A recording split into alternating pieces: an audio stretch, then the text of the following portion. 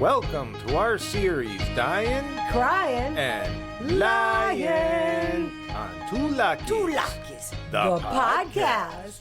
This is a series where we rewatch Little House on the Prairie, a show that we loved when we were kids, and we give our perspective on it as adults. As adults, and I must say, watching it as an adult has been very different. It's been extremely different, and we found out that their plots tend to have three main categories. They are either dying, They're crying, or they are lying. lying.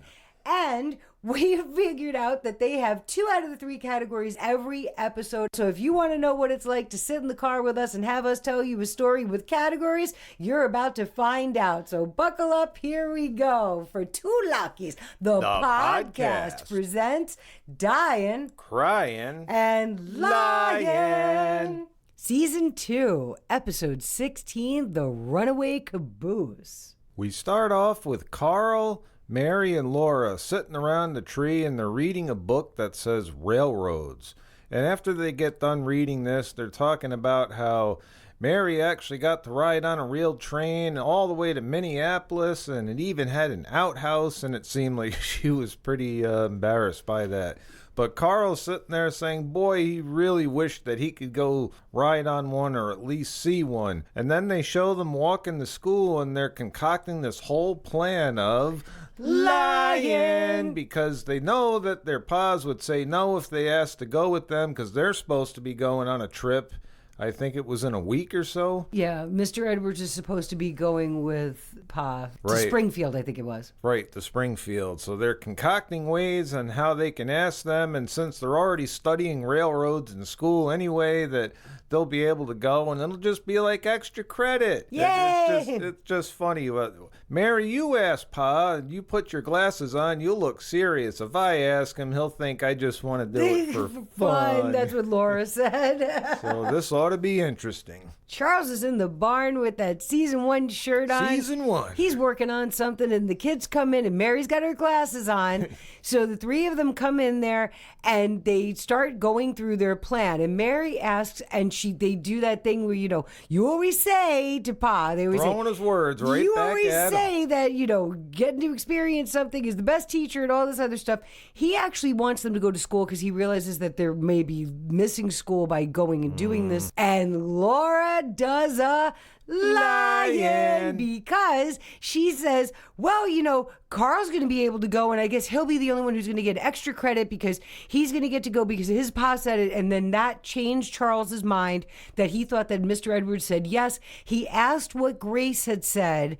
And Carl is over there like, and Laura was quick on her feet, and she said, well, she didn't say anything, which is true because she has no idea that any of this is happening at all.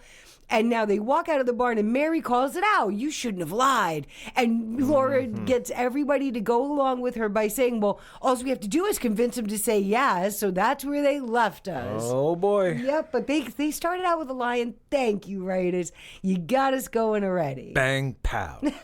The 3 kids are now at the Edwards farm, and they go in, and old Carl looks like he's going to the gallows. He really did. He was like, you could see his stomach was like hurting at the thought of having to go talk about this. Yep, but he goes in and he asks Mr. Edwards the same thing they ran by Pa, and Mr. Edwards gave the same answer. Oh, no, you missed too much school. And there's Laura, but Pa's letting us go.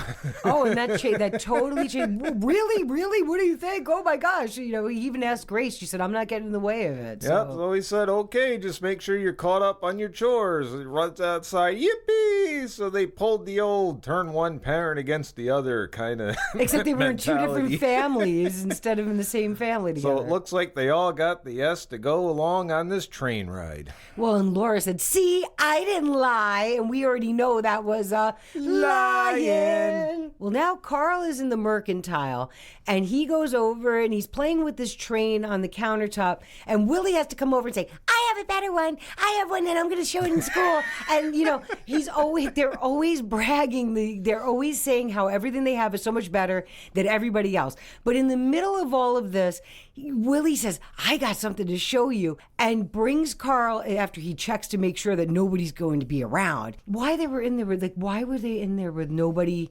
That made me I don't wonder.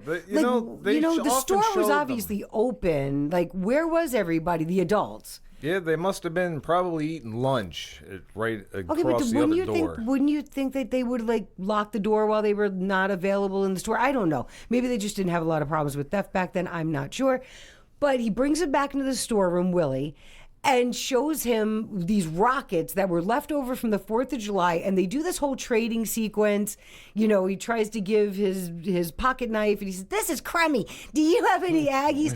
Well, for 2 Aggie marbles, he gets, because he's going to bring him into school the next day, he gets this rocket. He goes into the barn at home. So this is Carl at Mr. Edwards' place with Grace. Locked in a barn with hay on the floor. I mean, this was the driest hay on creation. Wow.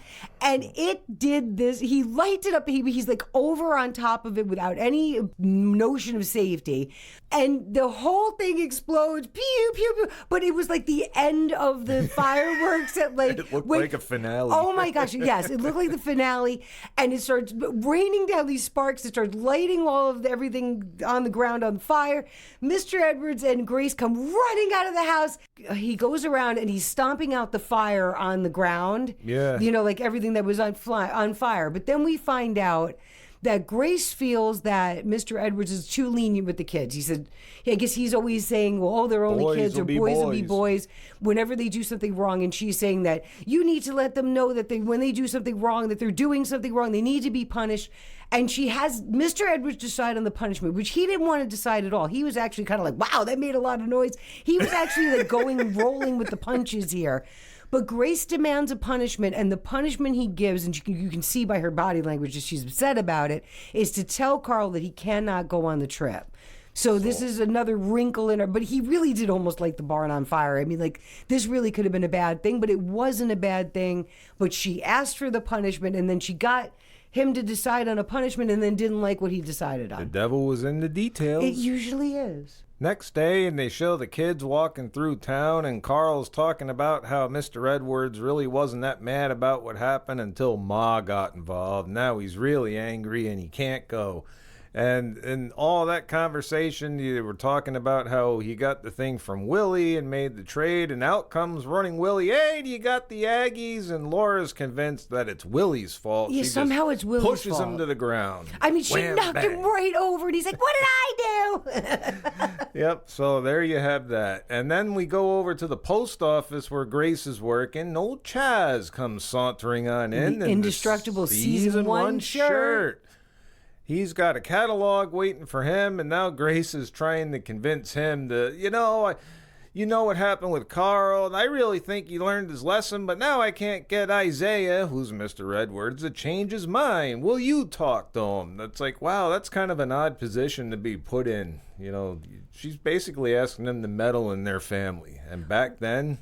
Well, then what she said was she had tried to get him to change his mind, saying that the punishment was strong enough, and now he's doubled down on how firm he's going to be with his punishment. So then we go over to the mill, and it's the end of the day, and Chaz is trying to tell him that, you know, they got to leave early. You know, how about I pick you up at your place at 5 o'clock? Oh, that's perfect. And my question was, how do you know what time it is? Nobody owns a clock. You know, that is an interesting thing. Like, how did they... I mean, the chickens... I guess maybe crowing. Yeah, maybe with they go by that. But if you don't have a clock, and you know nobody was wearing watches, then they didn't have. And they didn't have a clock in the cabin. So Chaz tries his best there to say, "Well, Caroline's going to make sandwiches. How many are we going to be needing?" And he said, "Oh, just one. You still haven't changed your mind about the boy." And then he says it. First, everyone thinks I'm too lenient, and then I finally come up with a decision. Now everyone thinks I'm being too harsh. He really is. He's struggling with this because he's listening to everyone else tell him what to do over what Yeah, and Chaz pretty much just washed his hands of it and says, do what you think's right, which... I don't know how much prying that Grace thought he was going to be doing, but... I mean, I guess he did try. He said he was going to talk to him. He did talk to him. It didn't get anywhere. Right. So, oh boy, the devil's in the details. It is. We got some sad music. Carl's over there staring out that window while his brother and sister are sleeping. He said he was studying. I don't really know if he was or not. Maybe he was studying the stars. I don't know, but he came out... He came out for some reason.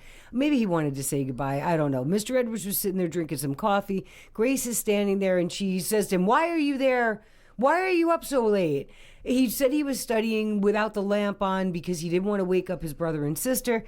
And we get this whole thing back and forth. You could see Mr. Edwards is struggling with this decision. He really feels that he wants to make everybody happy, but it's just not working. Like, he just doesn't seem to be able to do it. And as they go back and forth, after they put Carl back to sleep, and he says, "Have a good trip," and he looks all dejected and sad, and then they have all this sad music going on. Break out the violin? Yeah, when Mr. Edwards gets ready to go to bed, he tells Grace, "Make sure to make extra sandwiches because that boy eats like a horse." So he actually got to go because he had time to just think about the decision and decide what was going on. But Carl's been doing really good in his studies. He got an A on this test, and he's doing well with this. And I guess all of that just helped him make the decision. But Carl is getting to go. He's going. Woohoo! So it's the day of the trip.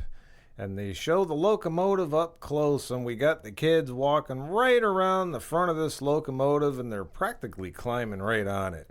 And as they're walking up to where the engineer would be sitting, he sees them, and he decides he's going to give them a little bit of a steam bath. And he does it on purpose, even though Mary was like, "Oh, he wouldn't have done that on purpose." And the guy's up there like, "Ha, ha, ha, ha, ha." Yeah, he's chuckling. Then you got Mr. Edwards and Pa, who were over there offloading freight from it.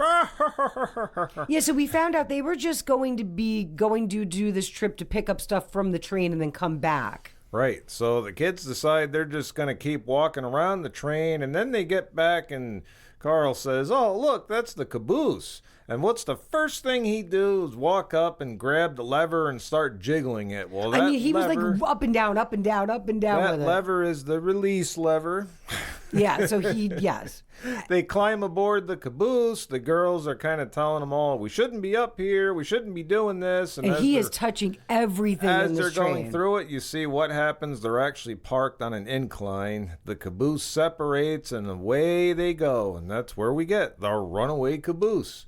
It took them a long time to realize that how did they not realize that they were moving? They were like trucking by the time they realized it. So by the time they realize that they're moving, they are trucking along. And then they show it must have been a switchman who was down by the tracks. Yeah, this starts guy's just running like after standing this there. thing, like after it passes by at what looks like 30 miles an hour. It was going fast, yeah. They realize they got a situation on their hands. And just thinking about the whole thing.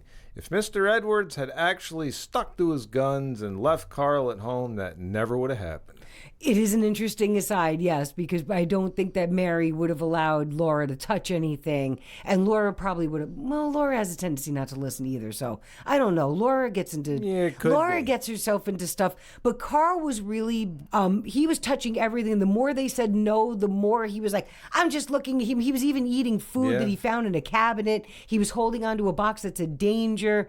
But he was just, I guess, happy to be looking around and figured there was no adults around. But it is very different than now. The parents were just like, "Yeah, we'll see you in a half an hour, meet us at the depot," and just figured the kids, here they are. I mean, they were on the tracks like 2 inches away from the train, standing in the way of the train, and then nobody So they are in a real pickle. Yes, and this guy that saw them on the side of the tracks is running as fast as he can back to the train station. It's kind of interesting because Mr. Edwards is over there bragging about his kids because these kids are adopted. They have 3 kids now. Mr. Edwards these were with the Grace. Sanderson children. He's with the Sanderson children, and that's another episode where their mom passes away.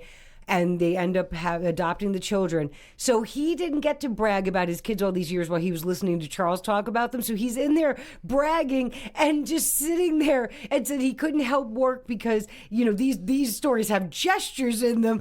And just as they're doing that, while Charles is trying to get him to help, because Charles was actually working the whole time, the guy that was running comes by. "There's a runaway caboose. It's got kids on it. There's a runaway caboose. It's got kids on it." And looks like they were going to be using the actual actual train to try to get the caboose. Yeah. But when they went to go move, there was this big pow, and then all this steam all over the place, and they have a really big rupture of a pipe or something, and now they have to send a wire, which is Morse code, right? So they had to send Morse code down to the next station or whatever stop there is in between, but there is no electronic way other than that. Right, no There's radios, no phones. no radios, no nothing. So these kids are on this, and until they're able to either chase it back down or somehow stop it or get message to somebody else who can stop it, this is like a really big deal. I think they're definitely gearing up for some categories. They are gearing up for some categories, but they have to be flirting with Dyin just a little bit. They got to give it just a little bit. Well, that caboose sure is cruising down the line. Oh boy, yeah. Yep, we got the kids sitting inside, their backs against the door, and they're I can't look, this is making me queasy.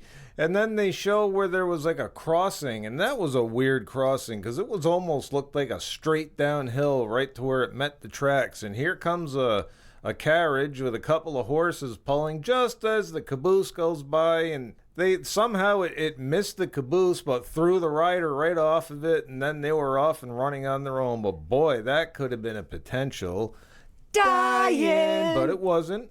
Well, and the whole wagon tipped and dumped this person out right next to it. That was actually a really dangerous stunt. Yeah, so I mean, he looked like he was under the wheels of the caboose as it went by. So now they see that the caboose is kind of starting to slow down a little bit, and they're trying to all convince Mary to jump off. Yeah, they're like, you gotta jump, Mary. She's like, I can't. And meanwhile, the view they're showing with this, they're trucking along. It's like, what was she supposed to do? Jump into a pile of rocks? Like 25 miles an hour? Like, yeah. They were trying to make a category for us. Yeah, but she was like, I can't. And then Laura's like, I can jump before you. It's like, what are you talking about? You're going way too fast. Yeah, so this is turning into a real humdinger. Well, Charles is in a very tense situation. He's sitting there while they're trying to do the Morse code to contact Tower Junction, which is where the caboose is probably going to be going through. We are informed that it is downhill country almost the entire way, but even the little flat section would be going way too quickly to jump off. And that there's some kind of special train with all the brass and all the important people on it that's going to be leaving Sleepy Eye? Sleepy Eye. That's going to be leaving Sleepy Eye. Charles is trying to get them, he's asking all kinds of questions. He's trying to get them to come up with some kind of a solution that's going to work. But in 21 minutes, that train is going to be leaving Sleepy Eye, and it is going to be traveling on the same tracks that this caboose is going on. And they don't know anything about it because the guy that they're trying to get in touch with at Tower Junction is outside whistling and doing his laundry in a bucket with some soap, and he is not hearing any of this Morse code that's coming into him. He's definitely not manning the tower. Oh no, sure. he's not. So he's out there, he's whistling, he's having a grand old time because he's thinking that there's not anything supposed to be going on. Everything, he should be having a time where there's nothing to do, but he's not available for an emergency because he's doing his laundry. But out of all of this now, Charles decides that he is going to ride his horse as fast as he can to Sleepy Eye because he's going to stop that Sleepy Eye train.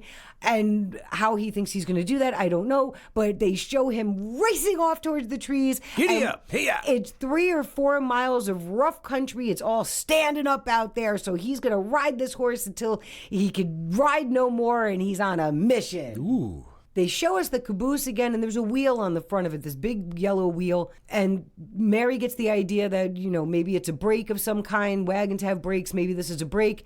And they go out there trying to turn this wheel to see, and it probably is the brake, but they're not really turning in the same. I actually think they're both turning like towards each other. It looks like they're fighting each other instead of trying to turn it in the same direction. They're not exactly turning in the same direction. They're kind of going against each other, but either way, it doesn't matter. They are trucking down these tracks still, and the music is very, very tense, and the wheel just stayed in place. It didn't turn at all. Yep, they're in a pickle. They are in a pickle. Old Chaz is on horseback there, he yapping right through the countryside trying to catch that train.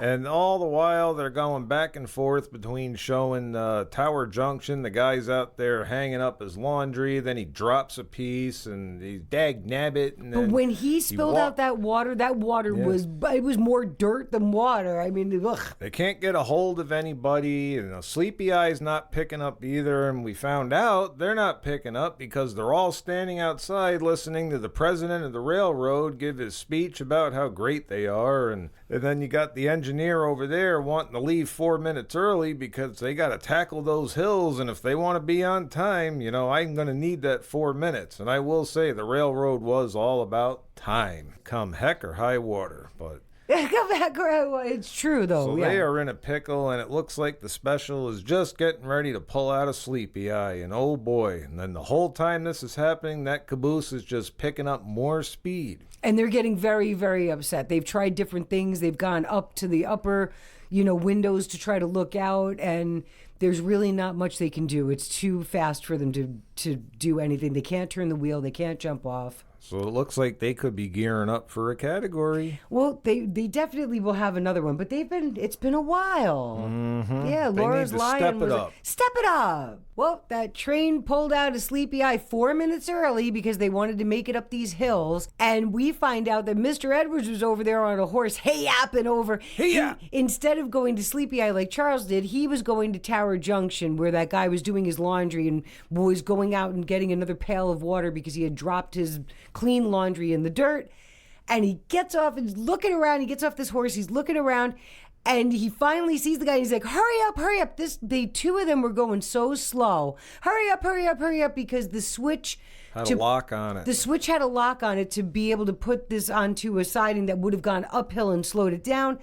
But while the kids come rolling by, just as the guy gets the thing unlocked and it wasn't in time, and now they're going past, and now Mr. Edwards is asking the guy to wire to Sleepy Eye to let them know to stop that train, which technically they should have had enough time for. The train should have still been in the station. Right. So technically they should have been able to just send a message over there with the Morse code and be able to say, stay there, something's happening. But instead, this other guy was so fired up about being on time and getting up these hills that they are having a whole nother situation, because none of them seem to realize that the train left Sleepy Eye. No, now they're on a collision course for one another. Oh boy. Yes, they are. So now we know where Chaz was heading. He was heading out to stop the special, and he got there technically in time. He did. Then tries to tell them that they have to stop that train. Delay it. There's a caboose running away, and no, the special already left. What do you mean? Well, they left early, and we know the whole story.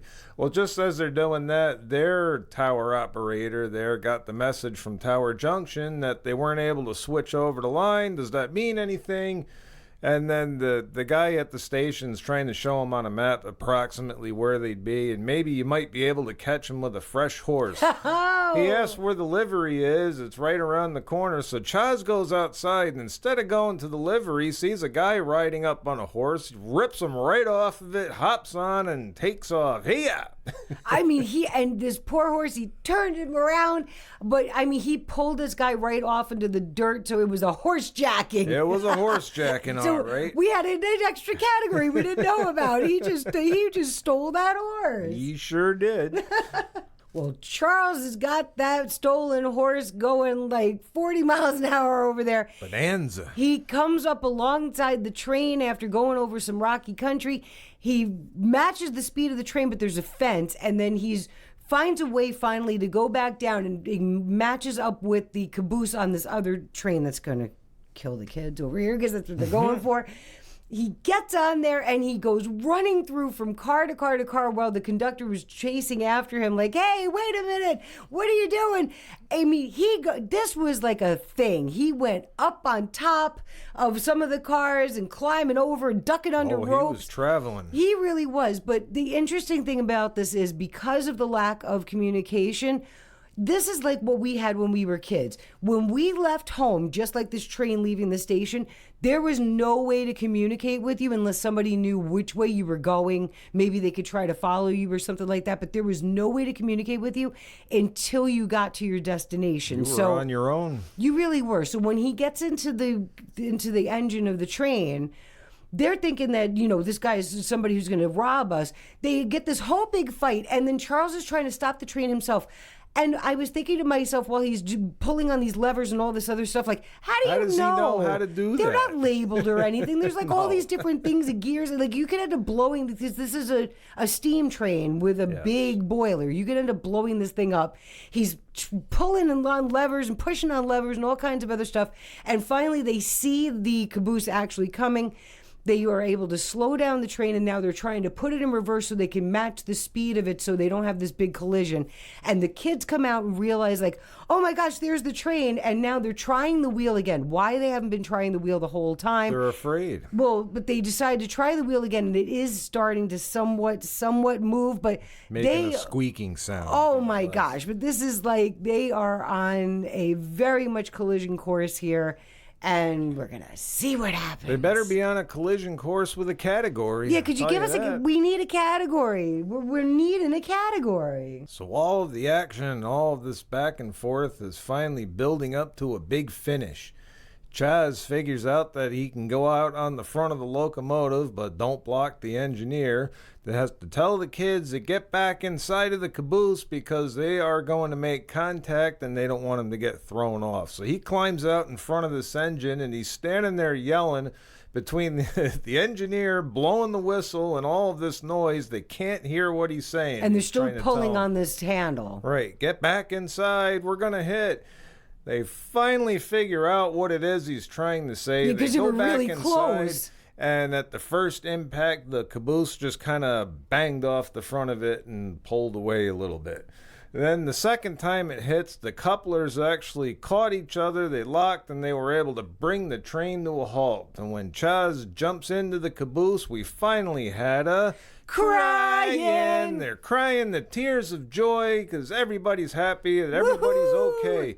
And we also learned, too, that Mr. Edwards didn't just hang out at Tower Junction. He must have been riding after that caboose on the horse because shortly after they stopped, he comes in the other door. Shortly after, it was like 3 seconds. 3 seconds after they got it, all of a sudden he comes in the back door of the caboose like, what's going on? And Carl looks over at him like, oh my gosh, am I really in trouble? But he was understanding. Carl actually owned up and said, I guess I pushed and pulled on some things I shouldn't have. Well, and the president of the railroad. I still say the president of the railroad was in the caboose of the train. How he knew what was going on. Nobody else came into the engine of the train. They must have seen it on the track or something because it was kind of a Well, windy... they kind of showed him looking out the window, and I guess at that point, it wasn't a very long train. There were like 4 cars plus the tender and the engine. Well, that's why they were able to stop, because a really long train takes for a really long time to stop. But the president of the railroad comes and talks to them and says, oh, wow, you kids had a really, big ride, and asks them if they want to ride in the caboose. And Carl's like, only if it's attached to the engine. They all laugh. And all's right with the world, and everything was saved. And it really does come down to like lack of ability to communicate, right? This Pretty entire much. episode was them trying to communicate and people not being available. The guy that was doing the laundry, the guy that was standing outside listening to his speech when he was supposed to be in front listening, he was supposed to be in front of his equipment listening for a message. All of them were just thinking, there's nothing to do here, but there was something to do. That they were... I guess this episode kind of just summed up the reason we have all these rules today. I mean, yeah, I guess so. They don't let you near, as far as I know, you're not allowed to go near trains the way these kids were like touching the train as they were walking by and doing all kinds of stuff. And if Carl wasn't, making that lever up and down, up and down, up and down, it would have stayed attached. And I will say, this was a very exciting episode to watch. So watch it. Just like all of the other exciting ones to watch, they are very low in our categories, but we did have Lyin and Cryin, and they were threatening the whole time with a whole heap of Dyin. But thank goodness that one didn't happen. Exactly. Everyone stayed alive. Everyone's hale and hearty, and we're getting ready for the next one. Yeah. And make sure you join us for the next one, which is called Troublemaker. Ooh. Do we know this one? I don't remember it offhand, but we're going to find out. And that concludes this episode on Dyin Cryin and Lyin on Two Luckies. Two Luckies, The podcast. We release these weekly, and there's a whole bunch of them out already, so go check them out. We'll see you the next time. We're out. Two Luckies, the podcast. Two Luckies, the podcast. Two Luckies, the podcast. You made it to the end. Woohoo! And our fun fact today is we actually thought that Mr. Edwards was in this show much more frequently than he is. You know, that is true. It seemed like he was always in the show when we were watching this growing up, and now we're like halfway through season 2, or maybe even a little past that. He's only been in a few episodes. He's in a few here and a few there, but I feel like I remember him being, I mean, not in every episode, but in a lot more than this. Like, he seems like he's... Maybe he was just in the ones that we elected to watch when they were on TV. Or maybe he's on more in the later seasons, and that's what made us think that. But so far, for season 1 and what we've seen of season 2, he's actually in the show a lot less than we realized. I think he was behind the camera more often than not. Yeah, maybe that's what it was. So that was our fun fact. Thanks for staying. Thanks for being with us. We appreciate you.